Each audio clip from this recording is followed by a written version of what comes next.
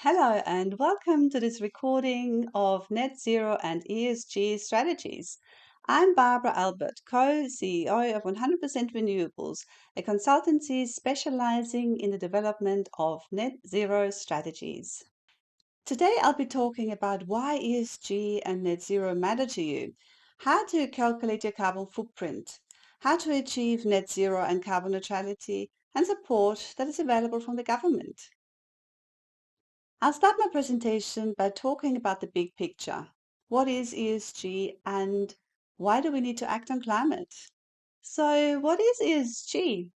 As you may have heard in other presentations, ESG stands for Environmental, Social and Governance, and it refers to the non-financial factors that can impact your long-term performance and reputation. There are three broad categories of factors that investors and stakeholders consider when evaluating the sustainability and societal impact of your company. Environmental factors include your company's impact on the environment, including your carbon footprint and use of renewable resources.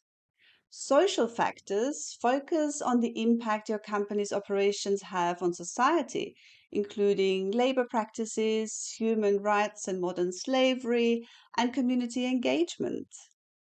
Governance refers to your management and leadership practices, including transparency, accountability, and ethical behavior.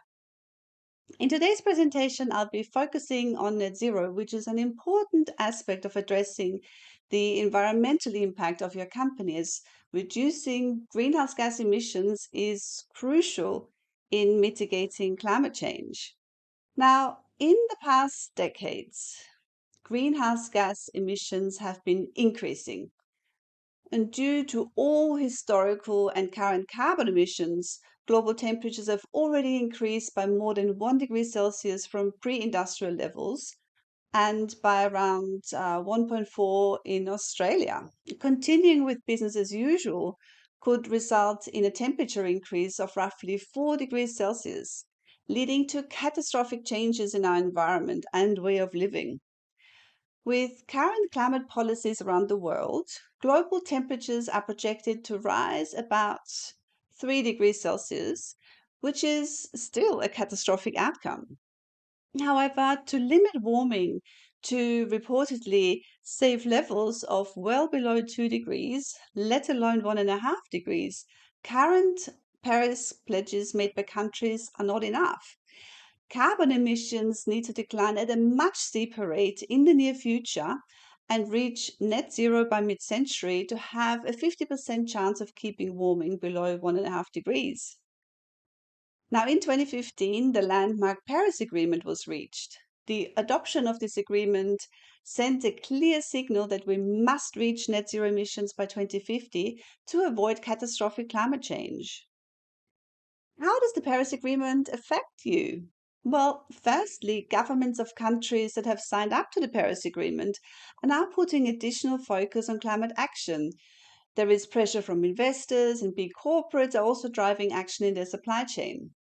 Consumer sentiment is also changing, and customers are starting to preference less carbon intensive products. And there are international trade implications. The EU, for instance, has a carbon price, which will make it more expensive to export goods to Europe. Let's investigate these drivers in greater detail. Australia has set a target of net zero emissions by 2050 and has now legislated a 43% reduction in our emissions by 2030 from 2005 levels. That's on a Commonwealth level, but we have more ambitious targets by state governments. WA government has a target to reach 80% reduction in emissions by 2030. Recent capital infrastructure grants given by state government, which was a competitive process, had a 10% weighting for sustainability. There are also international trade implications. The EU has a carbon price which is very high, over $100 per tonne. They've released the carbon border adjustment mechanism, which will make it more expensive to export goods to Europe.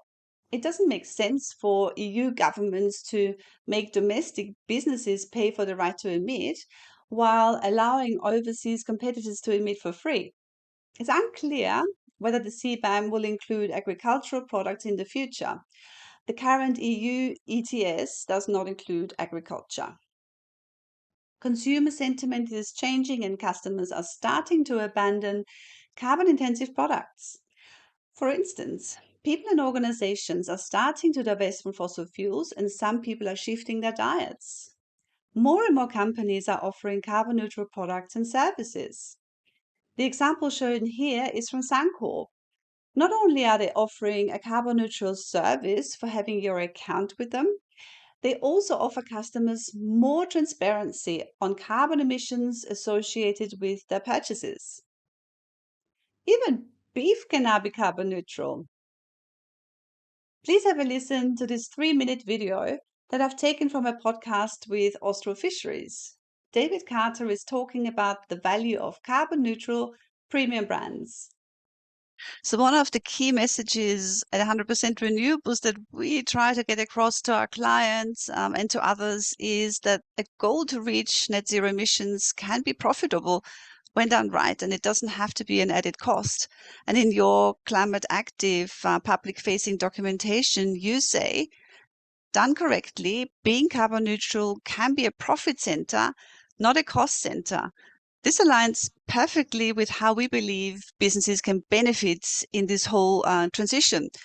Can you tell us a bit more about how your leadership on climate benefits your business's bottom line? It's an interesting thing. We seek to unlock the value of our values through brands. So the brands allow us to talk about things that are important to us. I learned a long time ago that we do the best business with people who share our values, and I've got another whole rich seam of stories on that front. But if you can create that community, then people who understand where we're coming from and are up for passing that on are better able to unlock the premium that we put into that product that we sell. So it is about the storytelling. I think it would be difficult if you were a fishing company just providing a commodity to turn that value into a profit, and that's not a problem we've had. So we're focusing on a premium product, a brand with a lot of storytelling buried in that brand, and brands kind of embody a whole bunch of values. The hard to know how someone might describe our brands. I would personally hope that it is as we spoke earlier, it's around our commitment to stewardship of the oceans, our voice in support of sustainable use, and then all of the things that go with that, whether it's evidence-based decision-making on fisheries management outcomes, and now more recently, the obvious commitment to climate. They are bundled up, and people do ask me, well, how do you attribute that part of the brand that is your climate action versus that part of the brand that is your the fact that you're MSC certified? And there's many issues in our business, in the industry.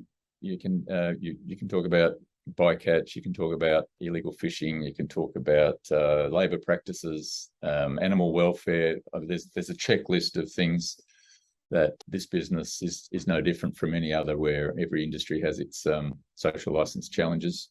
Overall, I'm proud of the brands that we've produced and the premiums that they earn, and they do that, in my view, off the back of the strong ESG performance that we've fought for a very long time to deliver. Next, we have the big driver of corporate net zero action. You may have noticed the huge increase in commitments to net zero and climate action by many of Australia's largest companies, but also increasingly by smaller and medium-sized organizations. 2/3 of ASX 200 companies have set at least one emissions reduction target, and net zero commitments have almost doubled in a year. And here are a couple of examples of how major retailers are driving change in the marketplace. They are starting to take net zero seriously. For example, Woolworths has a roadmap for how they will address the Scope 1 and Scope 2 emissions. Across Australia, Woolworths consumes 1% of all grid electricity, but they are now looking at the supply chain and how to help the suppliers with their net zero journey. But more on that later. In the meantime, please have a listen to this 2-minute video that I've taken from my podcast with Lion. Here, Justin Merrill is talking about carbon neutral malt supplies. Today we're speaking with Lion, one of Australia's largest brewers, which employs more than 1,500 people. Lion produces iconic brands such as Toys, 4X, James Squire Zero, as well as craft beers such as Furphy and Little Creatures, cider, alcoholic seltzer, coffee and kombucha. Lion has made great progress in emissions reduction and in 2020 became the country's first large-scale carbon neutral brewer. Joining me today is Justin Merrill. Justin is the Group Environment Director at Lion. And one of our key goals in packaging is obviously, wouldn't be surprising then that we set a recycled content target. So we want to be over, greater than 55% over in the next 3 years.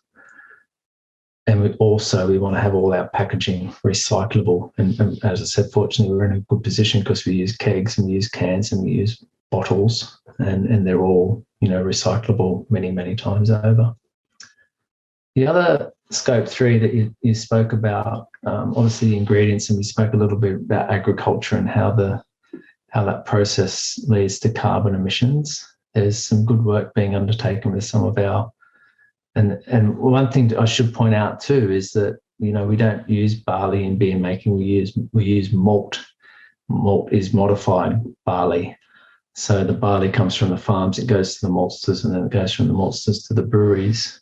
But we're working with some very forward-thinking malt suppliers like Malt, who are quite heavily invested into that barley farming space and working with those farmers to look at regenerative agriculture and even look at carbon neutral barleys. And obviously that's something that we're very keen to explore with them and ultimately get our hands on.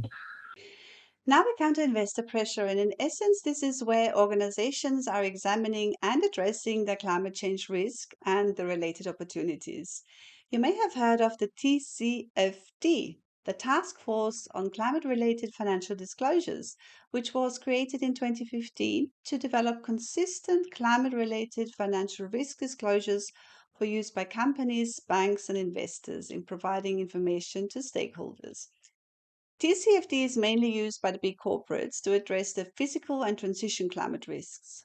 For example, the big banks are actively looking at the carbon footprint and climate risks of their investments, but eventually it will filter down to smaller companies as well. So, what does all this mean for you? Our world is changing and this directly affects your company. I recommend you look up to your owners or your shareholders, look to your staff, look left to your suppliers, and look right to your customers who already wants you or is likely to want you to move towards net zero emissions. In addition to those key stakeholders, you may also face pressure from regulators, your competitors, society in general, or even your financiers. Now, new innovations are adopted in S-shaped curves. During the early phases, the adoption rate of the innovation is slow, but as the benefits become more widely known, more organizations and people begin to adopt it, leading to a rapid growth phase. We are currently in this accelerated growth phase for net zero. If you don't adjust to the new circumstances now, you may risk being left behind. You can see here the green line, which represents your core business. Very soon, you may face disruption in your business practices with the additional focus on climate action. If you don't adjust to the new circumstances, you may face a declining business in future. So, how can you thrive in a net zero economy? It all starts with awareness, and the fact that you are listening to my video here shows that you are well and truly at that first step. The next step in your journey is to measure your carbon footprint, as you can't manage what you don't measure. You need to know where your biggest emission sources are. Next, you need to start managing your carbon footprint by reducing your emissions. You then develop your net zero plan, become carbon neutral, or work on both? If done correctly, you will thrive in a net zero economy and become a climate action leader that others will follow, amplifying your own impact. I said in the slide earlier that you can't manage what you don't measure. So let's start by looking at how you can calculate your carbon footprint. If we just look at your core carbon footprint, it will consist of your Scope 1 and Scope 2 emission sources, which is your innermost carbon footprint represented here in the middle blue box. For instance, driving company cars, burning fossil fuels such as gas. Scope 2 is your electricity use. However, your company doesn't exist in isolation. There are emissions associated with what you buy, represented here with the orange box, also called upstream emissions, and emissions associated with what you sell, represented here with the green box, called downstream emissions. Emissions associated with what you buy and what you sell are collectively called Scope 3 emissions. The important thing to note is that your carbon footprint is your customers' Scope 3 carbon footprint as they buy from you. And this is how we see big customers such as major retailers will progress. Initially, they will focus on bigger suppliers or suppliers that cause a large part of their carbon footprint. Later on, they may ask all the suppliers for their carbon footprint. Initially, they may only ask for your Scope 1 and Scope 2 carbon footprint, but later on, they may ask for your full carbon footprint, inclusive of your own Scope 3s. Now, Woolworths emits 2 million tons of carbon emissions across their Scope 1 and Scope 2. They're big. They consume roughly 1% of all grid electricity in Australia. Now, for their Scope 1 and Scope 2 carbon footprint, they already have a roadmap for how they will address the Scope 1 and Scope 2 emissions. But Woolies' Scope 3 emissions are 14 times the size of their Scope 1 and Scope 2 emissions. So what are Woolies' Scope 3 emissions? Woolworths undertook an assessment to understand where their Scope 3 emissions are generated, and 85% of Scope 3 emissions are goods and services that the Woolworths Group purchases, which means goods and services that suppliers like you provide. As you can see here, meat makes up 27%, followed by chilled products, drinks, pantry meals, snacking, and poultry. Woolworths is committed to reducing Scope 3 emissions by 19% by 2030. And how do you think this emissions reduction will be achieved? Yes, you guessed it, via emissions reduction by suppliers. Now, Woolworths is approaching this systematically. They already have a good understanding of the areas in which their Scope 3 carbon footprint is concentrated. Many of Woolworths' larger suppliers have already set their own emissions reduction targets, and 55 suppliers have trialed a new app that Woolworths provides called Thesis. In this app, suppliers can capture their emissions data. Woolies plans to roll out Thesis progressively to eventually cover all suppliers. And initially, Thesis will focus on measurement and data collection, but in future, emissions reduction will be expected. So let's shift the focus back to your business. Let's have a look at potential emission sources you may have. This here is an example of a Scope 1 emission source. A boiler that takes natural gas as a fuel directly generates emissions when the gas is being burnt. Refrigerants in air conditioning and refrigeration equipment, think cool rooms, is another source of potent greenhouse gas emissions. Here's another example of a Scope 1 emission source. If you own or control a truck fleet, this will contribute to your Scope 1 emissions. And here is an example from the ag sector. Cows belch a lot of methane, which is a powerful greenhouse gas. If you own cows, sheep, or goats, this will be a large source of Scope 1 emissions. Land management practices is another example of Scope 1 emission sources. Applying fertilizer, land clearing, and manure from piggeries are examples. And here we go into Scope 2, which in a lot of cases is a big source of emissions. Everything that consumes electricity by equipment that you own or control falls under Scope 2 emissions. And now we go into examples of Scope 3. I mentioned earlier that purchasing goods and services is a Scope 3 emission source. Pretty much everything we buy comes with embodied emissions or upfront carbon. This is because someone else would have produced that good or service with the help of fossil fuels such as electricity consumption or by burning gas, petrol, or diesel. Packaging can also form part of your carbon footprint. The packaging of the goods you buy and the packaging of the goods you sell. And unfortunately, we all produce waste. And when this waste ends up in landfill, it produces methane emissions, which is a powerful greenhouse gas. If you're engaging someone else to transport your goods or to transport goods to your place of work, then this is a Scope 3 emission source. It can be quite a large emission source if your business involves a lot of transport. Here's an example of a footprint we developed for a food processor. When we started out with the carbon footprint development, our client thought that the biggest sources of emissions would be in electricity and natural gas.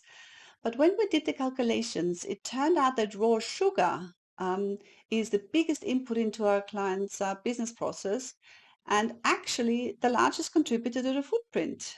This was followed by emissions from contractor transport, which our client didn't even consider initially. What this proves is that it is really important to first calculate your carbon footprint before you undertake any emissions reduction measures, because you may be surprised with the outcome.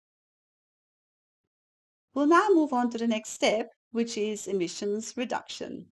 Let's have a look at a couple of emission reduction solutions. This solar panel graphic here shows a couple of opportunities for how you can reduce your emissions. Let's have a look at these in a bit more detail. Electrification is where you change from burning a fossil fuel such as natural gas to using electricity. So, for instance, changing from a boiler that uses natural gas to a heat pump. As you heard earlier, I'm the podcast host of the Driving Net Profit with Zero Emissions podcast. And in episode 9, I interview Saul Griffith on electrifying everything. It's worthwhile to listen to this episode if you want to find out more. Hybrid and electric vehicles are another form of electrification. Even if an electric vehicle is charged from the grid, emissions are now less compared to internal combustion engines, and this will improve quickly as the grid gets greener. Even better if you charge your electric vehicles from solar. The more energy efficient your air conditioning equipment is, the less you have to pay to run it, the fewer emissions you will have. The lower the global warming potential of your refrigerant gases, the lower your emissions from this source will be. The same applies to lighting. The standard nowadays is LED lighting. So if you don't currently use LEDs, you should definitely investigate making the switch and implement smart controls for even greater savings. Solar panels is almost a no-brainer, and we can see how popular these are. 30% of Australian dwellings have solar on them. Australian rooftop solar is the cheapest energy in the world. So if you haven't yet installed solar, you should definitely look into that. And did you know that recently the South Australian grid ran entirely on rooftop solar? Only a short time, but a sign of how much impact millions of small rooftop systems can have. Buying renewable energy can make a big decrease in your carbon footprint, as energy consumption can be one of the biggest emission sources for companies. You don't have to wait for the grid to be greener. You can select clean energy today.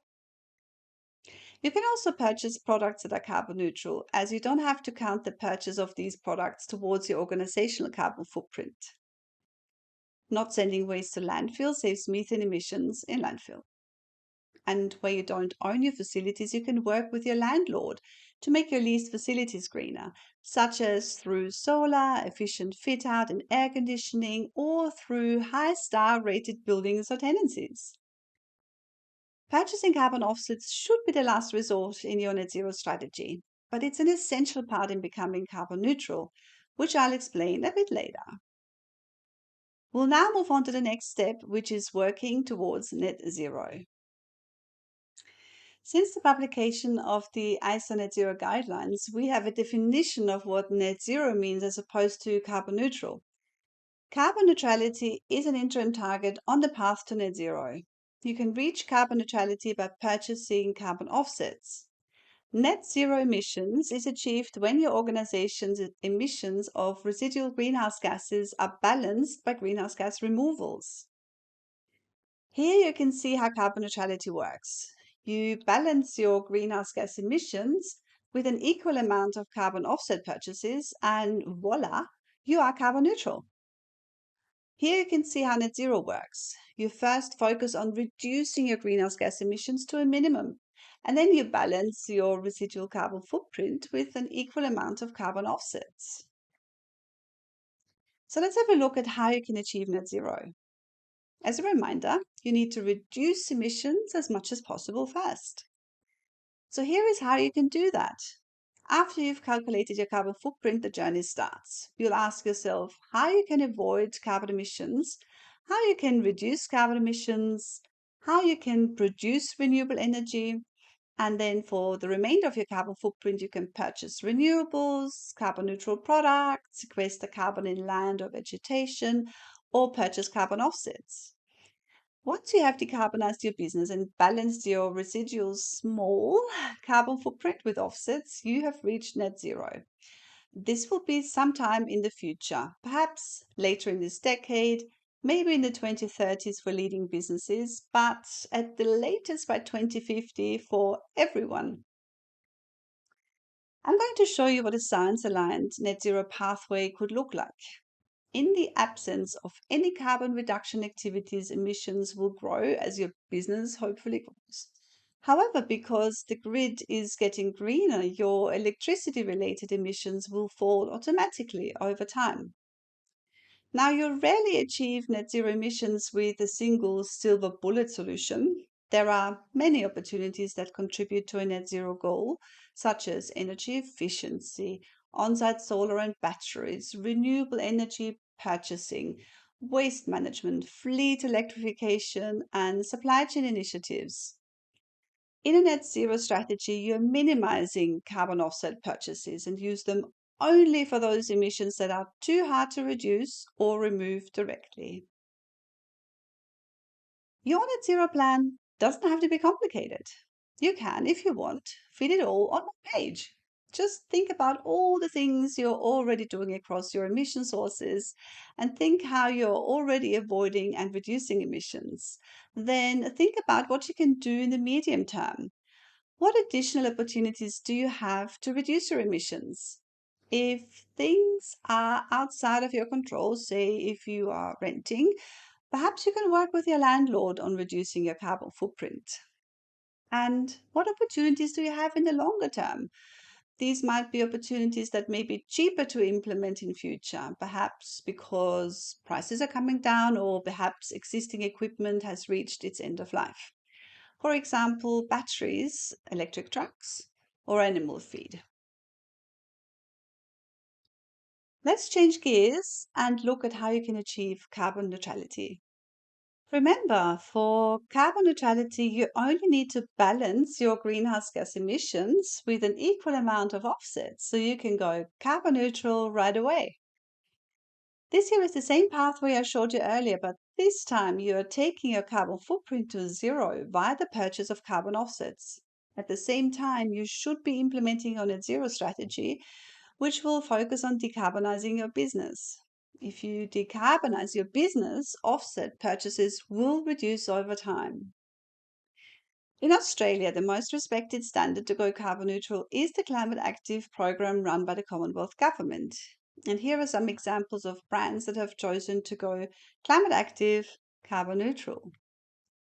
It is not easy to obtain climate active certification. Like any certification, there is effort involved. First, you need to engage a consultant to help you with your carbon footprint boundary and footprint calculation. This will take about 2 months. There is a learning curve involved in calculating the carbon footprint for the very first time, and you'll need to provide a lot of data.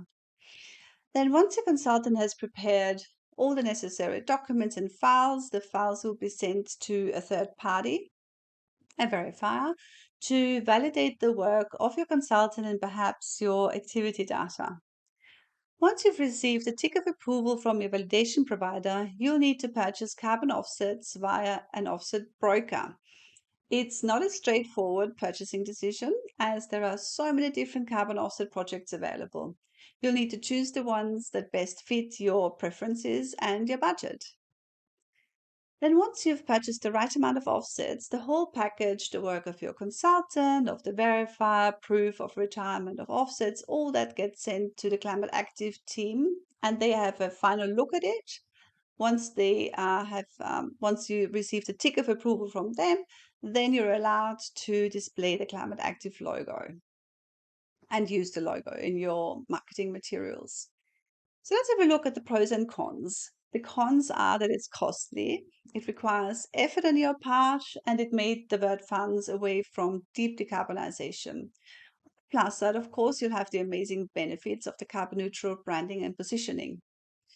We recently helped a client in Perth with their net zero journey. Initially, they approached us because they wanted to do the right thing by the environment and achieve climate active certification. However, when we developed a carbon footprint, it exceeded 2,000 tons due to emissions from transport. So what they do is they transport goods over to the eastern states. 2,000 tons pushes them over a certain cost threshold in climate active. And rather than the certification costing $2,500, it would cost them more than $8,000 just in climate active fees. So our client has decided not to pursue climate active certification at this stage, and instead they opted for the development of a net zero strategy that they're now using to engage with other businesses, especially with their customers. They have had some great feedback on their strategy. Don't get disappointed if climate active carbon neutrality gets cost prohibitive. Pivot and see what you can do. Here is a potential plan of attack that could work for you. If you think that your business needs to react to current market drivers, then start by developing your carbon footprint. After that, you can assess how much it will cost to achieve carbon neutrality and the climate active. Concurrently, you can develop your net zero strategy. One last point I'd like to make before I finish my presentation is that it's important to have a bias towards action. Change is coming, and it's better to adapt to the new circumstances now so that you are not caught on your back foot. As Craig Scroggie, CEO of NextDC, mentioned in our podcast interview, start now, get help, never stop. With that, I'd like to finish my presentation. And I'd like to point you to a couple of free resources that may help you in your net zero journey. You can listen to my podcast, read more about net zero topics via my blogs or our newsletter, or by connecting to me on LinkedIn. You can also take our free net zero diagnostic via our webpage. The department can also provide support to your agriculture, food and beverage business through ESG education workshops and masterclasses, professional service vouchers and advice, and also provide help with capability and capacity building. I hope you've been able to take away some valuable information about what net zero means for your business and how you can grab the opportunities of decarbonization and net zero supply chains. Thanks for watching this video.